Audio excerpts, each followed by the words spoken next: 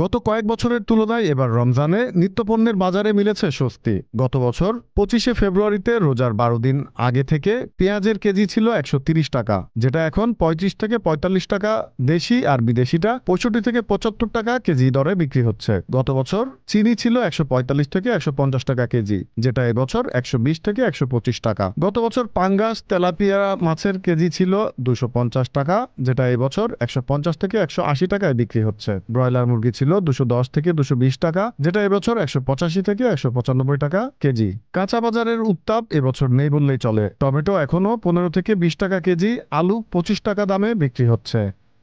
গত বছর রোজায় কাঁচামরিচের দাম আকাশছোঁয়া থাকলেও এবার বিক্রি হচ্ছে 30 থেকে 40 টাকা কেজিতে। এছাড়া খেজুরের দাম গত বছরের তুলনায় কম। গত বছরের তুলনায় কম রয়েছে শসা, বেগুনের দামও বিক্রি হচ্ছে যথাক্রমে 30 থেকে 40 টাকায়। গত বছরে যা ছিল 100 থেকে 120 টাকা। তবে এবছর কিছুটা বেড়েছে ছোলা ও সয়াবিন তেলের দাম।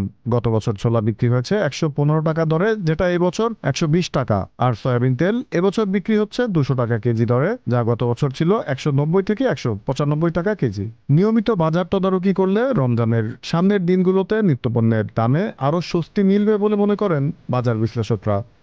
Z news, Dhaka.